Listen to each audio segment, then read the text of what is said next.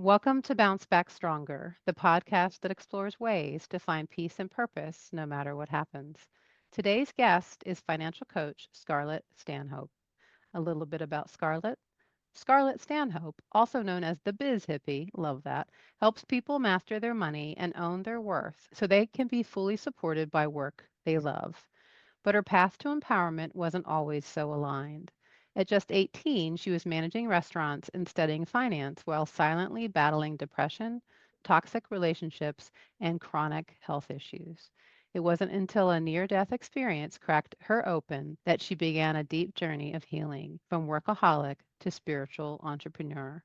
Now, as the creator of Empowered Abundance, Scarlett combines practical money management with powerful mindset work to help others fully step into their purpose and prosperity. Scarlett, thank you so much for being on the podcast.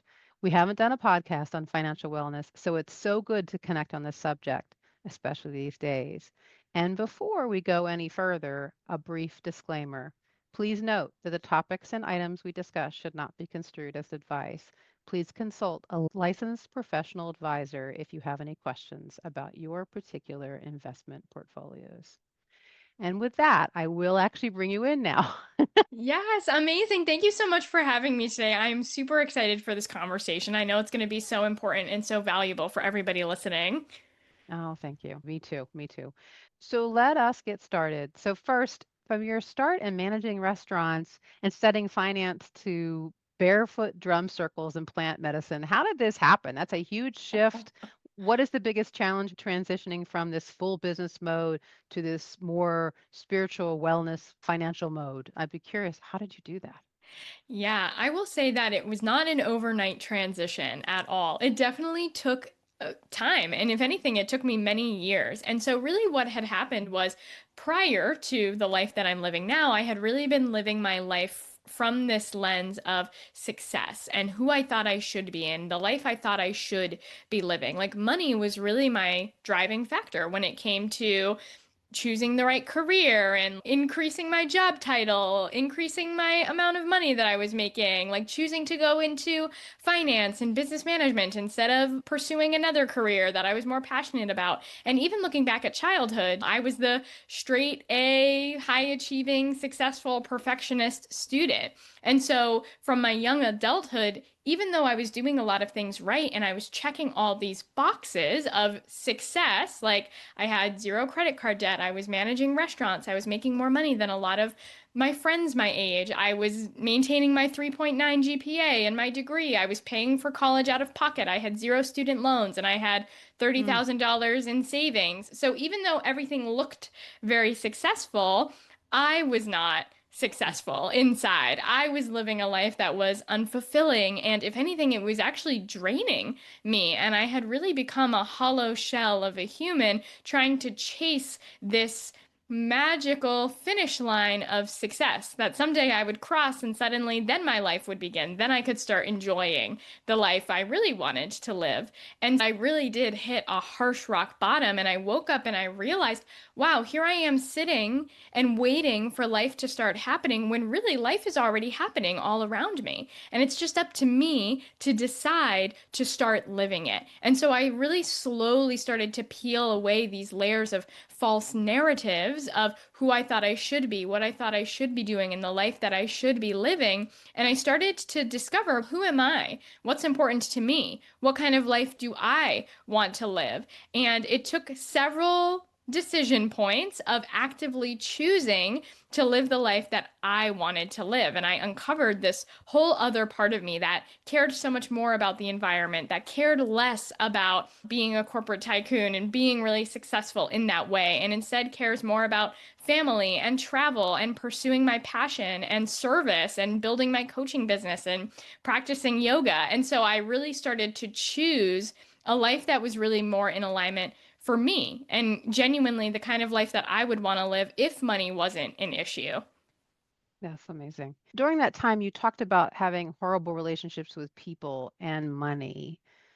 And I know some of the people that are listening will be thinking about, like, how did you get enough money out of the corporate rigmarole to be able to have the life that you want?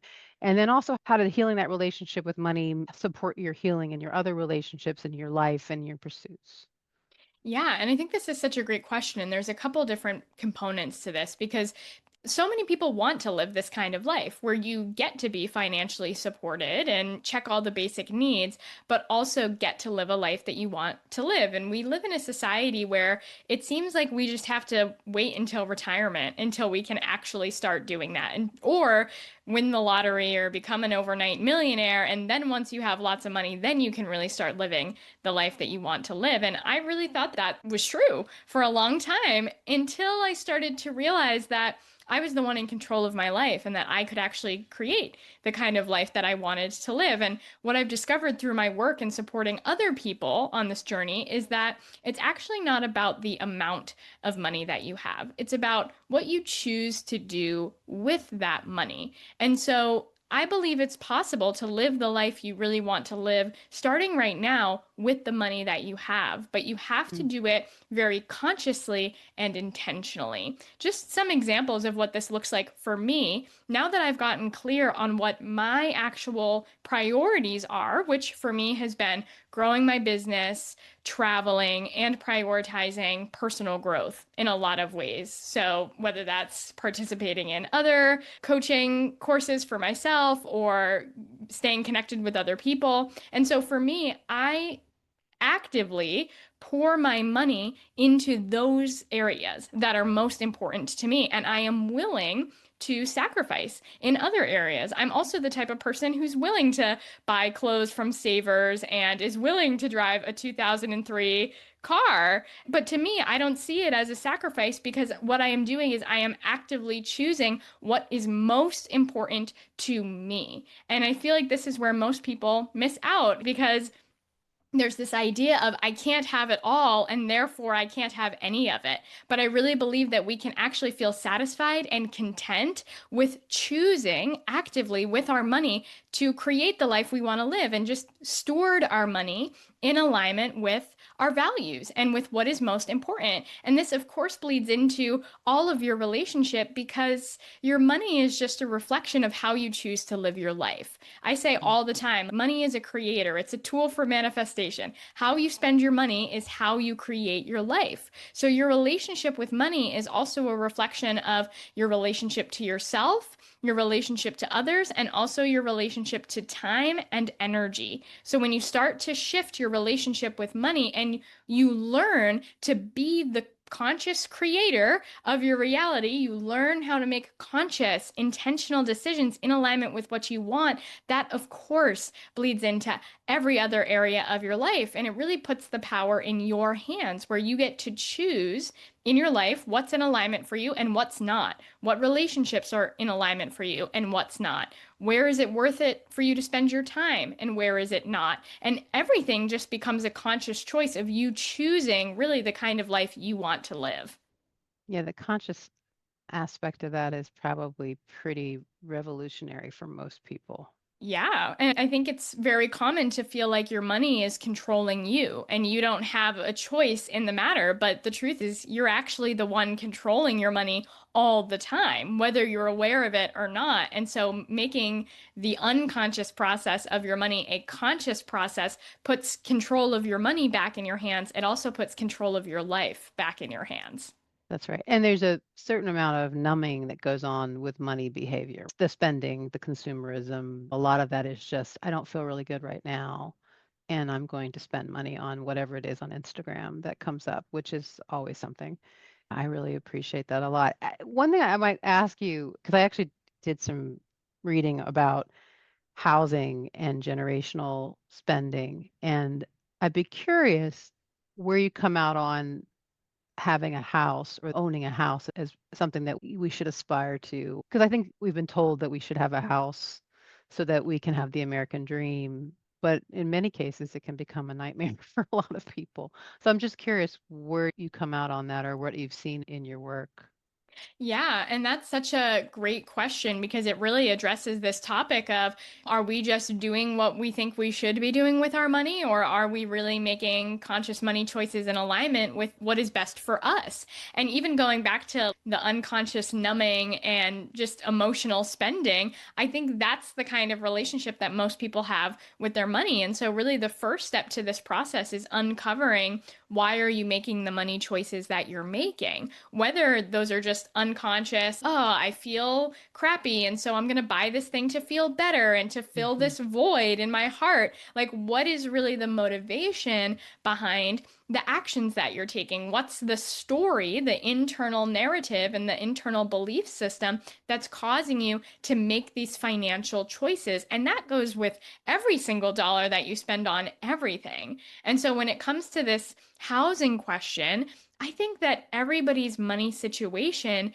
is different, and you have to find the right choices in alignment for you, for your vision, and for your goals. I think that the plus side to home ownership is what's happening is you're buying an asset. So that is Hmm. something that is growing in value. The value is increasing over time versus when you buy a car, that's a depreciating asset. Like, you're not making money on owning that. And so there is value on pouring your money into something that is going to grow in value over time. And traditionally, that has been home ownership. But we're also living in a day and age where there are lots of forms of assets that can increase in value over time. And the perspective on investments has also shifted and changed. When you think of investments, the first thing you think of is the stock market. But for me, being a business owner, being an entrepreneur, and growing my coaching business over the past 5 years, I think about all the money I've invested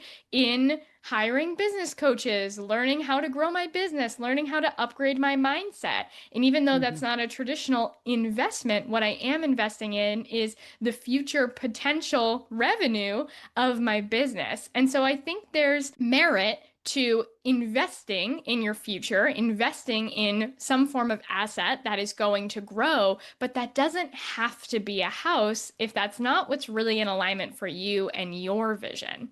Yeah, it's getting conscious about that choice. My sense is there's a lot of angst around that one and some insecurity if people feel that they can't buy a house. And not every country really focuses on that as being their evidence of success. So I think it's important to be conscious about it. And I really appreciate you talking about it that way. Yeah. Um, And if you're not choosing something, right, whether that's mm, home ownership or something else, there are things that you are choosing. And I think that's really the most important question is, what are you choosing with your money, and why are you choosing that? And is that something that's in alignment with the life you want to live, or is it not in alignment with the life you want to live? And that's really the foundational question, no matter what it is you're choosing to pour your money into. yeah, I love that. And a lot of people think that financial mastery and spiritual alignment can't coexist. What do you say about that? And how do you integrate practical money strategies with the energetics of worth and abundance in your coaching? Yeah, it's so funny because I really believe that transforming your relationship with money is one of the deepest forms of personal growth and development that you could ever encounter, because your money is your basic survival mechanism. So it bleeds into your fight or flight instincts, it bleeds into safety. It Mm. also ties into self-worth, worthiness, deservingness, and it really ties into your definition of success and your ability to really live the life you want to live. And money really bleeds into every single area of your life. If you are having stress around money or challenges around money, like, that's going to show up in your marriage, that's going to show up in your family, that's going to show up in your business, it's going to show up everywhere. And when we change our relationship with money, what you're doing is really deep healing work, especially if you're doing Mm. it in a way that you want to be effective for the long term. And so when I work with my clients, I do a combination of the tangible work around money, which is learning to manage your money, learning to track your money, learning to see your money clearly, learning to be conscious and intentional and aware of what is happening with your money, learning to use your money really strategically in alignment with the life you want to live.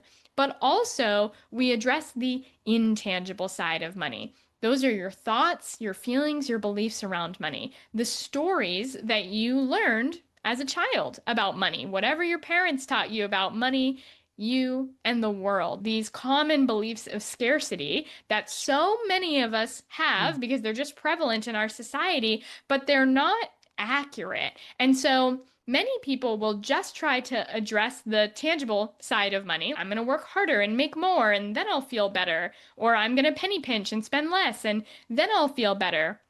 Often what's happening is you're ignoring the actual root cause, the mindset patterning and programming that's actually the thing keeping you where you are. For example, if you have a deep-seated subconscious belief that money is evil and bad, then it doesn't matter how hard you work, you are going to repel money from you. Even if you do make a lot of money, like you're going to spend it as quick as possible because you don't want to be an evil or bad person. And so it's actually really vital that we do the internal work around money because that is what creates long-lasting behavioral change that will then change the way you feel about your money. And that also enhances your ability to live your most abundant life now, starting with the money that you already have.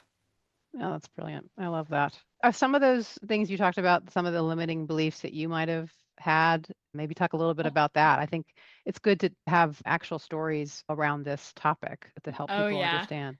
Oh, yeah, absolutely. And it's really funny because from an outside perspective, people ask me as a money and abundance coach, oh, did you always have a good relationship with money? And I said, on paper, yes. Like I already listed for you, I was checking a lot of boxes. I was very successful with my money. I was always good at saving my money. In fact, I opened my first savings account when I was 7, thanks to my mother. And when I got my first job when I was 13 and then 16, I put 70% of every paycheck away. So in a lot of ways, I had really good financial foundations that has served me really well in a lot of ways.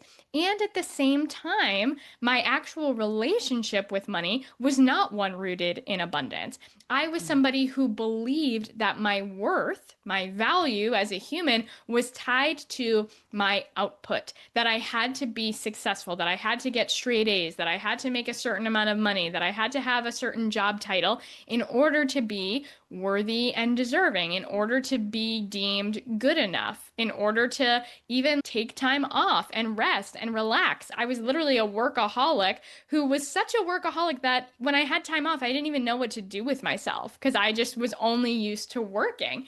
And so Mhm. this hustle energy was really rooted in not enoughness. It was really Mm. rooted in scarcity. I'm not enough. I'm not good enough. And what happened as a result was I was running a race with no finish line, where it didn't matter how hard I worked. It didn't matter how many boxes I checked. It didn't matter how much money I had in my bank account. It didn't matter how successful I appeared to other people. I could never reach a point where finally I felt good enough. Because again, it wasn't about an amount of money, it was about my self worth. Because your Mm. money is just a reflection of your self worth.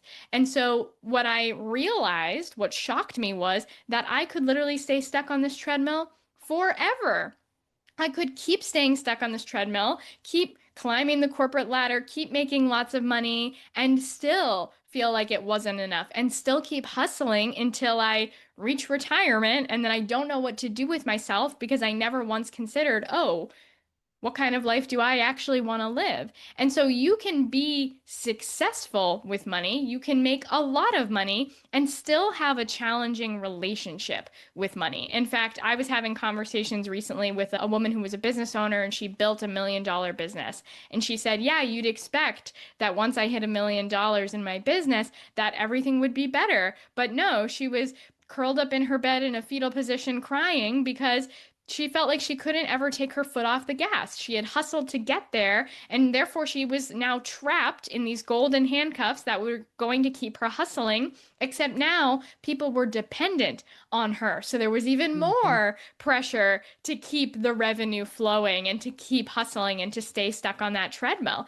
And so it's not about an amount of money, it's about changing your relationship with money now. It's about feeling abundant and safe and satisfied and starting to live the life you really want to live today with the money that you have. And I for sure had to learn that in my own life, but also in my business as well too. Yeah, I mean, it's the stories that you're telling yourself about all of these things and what it means. And it's really important to get this earlier than later because even if you do this corporate thing, there's no guarantee that you will continue there, especially the way things are going these days. So it's really important to understand what you're giving away for this security that may not be all that secure. Yeah, exactly. And I think it really does come back to understanding the choices that you're making and understanding why you're making those choices and what is that story? What is that narrative? What are those beliefs underneath that decision that is driving that, and starting to question those different beliefs, because you might think that it's the stable, responsible thing to be in the corporate job. And maybe in some ways it is. Maybe it is really valuable to get that consistent income. And if that's the choice that's in alignment for you, awesome. But maybe if there's a part of you that would be really fulfilled in entrepreneurship and money is the only thing holding you back, like what is stopping you from also starting to pursue that as well? And so I believe that we can get to a place with our money where instead of money being the thing holding us back from living the lives we want to live, money can actually be the thing to fuel and create those lives. We just have to consciously choose it. Yeah, agreed, agreed. I'd love it if we could give a takeaway for listeners, maybe three things that they could do to start on the path of looking at their relationship with money and improving it. Can you share three things that they could put into effect today? Yeah, absolutely. There are three foundations that you can start implementing to really shift your relationship with money, starting right now from exactly where you're at. And the first is to bring awareness and starting to shift the thoughts, the feelings, and the beliefs you have around money. This is, again, digging into that internal relationship with your money, noticing how you feel about money. When you check your bank account, what are the types of Mm, feelings that come up? What are the things that you allow yourself to spend on freely? What are the things you say yes to? And what are the things you say no to? And just start to bring awareness to these things because these are yeah. just like subconscious running on default. Yeah. One I noticed is how do I feel when I write a check? If I'm writing Yes. a check, how tense? What does my penmanship look like? It is really telling. It is really Yes. telling. And you can do that Exactly. with apps if you're paying everything by an app. How does it feel when you open that up? There's really a visceral response that you can have depending on how your feelings are about money. So that's a great Yeah, one. Yeah. exactly. It's first noticing that and then starting to peel away those layers of why. Like, what is Hmm. actually going on under the surface here? And what are the foundational beliefs about money, about the world, and about myself that are rooted in scarcity that is creating this story, creating this narrative around money? So, first, noticing your actual relationship with money and bringing awareness with that and starting to change the thoughts and the feelings and the story around money. And then the second step is starting to manage and track your money. And a lot of people that I talk to have some resistance to this. It feels limiting and restricting, it feels confusing, overwhelming, and scary. But I have found that around 70% of the money stress that people experience comes from actually not knowing what's happening with your money. And it's really just the stress and the fear of the unknown that is keeping you in this really fearful place around your money. So when you start to see your money clearly on paper, what happens is you get in control of it. You can see very clearly the choices that you are already making. And so instead of having your money be in control of you, you start to get in control of your money. What that also does is it gives you a clear path for moving forward. So maybe you are a little short and maybe you do need more money coming in, but it's very different to just think, I don't have enough money and I'm stressed about it and be in that panic versus seeing clearly on paper, okay, great, I need an extra $200. What are all the different ways that I can bring that in? Now you can take action. Now you have a strategy. Now you have a plan. And when you can get your money on paper and still feel safe and solid with whatever the numbers are showing you, that's a really powerful energy to be in. And it'll totally change the way that you show up in your life. So that's the second step. And then the third Great one. step builds upon that, which is to start to use your money strategically in alignment with the life you want to live. Like we talked about earlier, your money is a tool for creation. It is how you create your life. And it's vital that you use your money to live the life you actually want to live, not someone else's version of a life that they want to live. And so when you can see your money clearly and when you have a solid relationship with your money, great thoughts and feelings and beliefs with your money, you can start to funnel your money in the direction of your vision, in the direction of your best life, prioritizing what is actually most important to you, and therefore starting to take action towards bringing that life into reality. And so, those are the three steps to not only feel in control of your money, but also use your money as a tool to live the life you want to live. And you can start doing this right now, no matter how much money you have. That's awesome. So many good thoughts here and suggestions and wisdom. So thank you so much, Scarlett. I so enjoyed this time together. Thank you so much for having me today, Donna. That's all for today. If you want to learn more about Scarlett and her coaching services, those links will be in the show notes. Thank you so much for listening. I hope this episode was helpful. If it was, please subscribe, drop a review, or share it with your friends and family. That's the best way to get it in the hands of those who may benefit. And if my daughters, Sienna and Sylvie, are listening, I just want you to know how proud I am of you. And I love you so much. Bye now.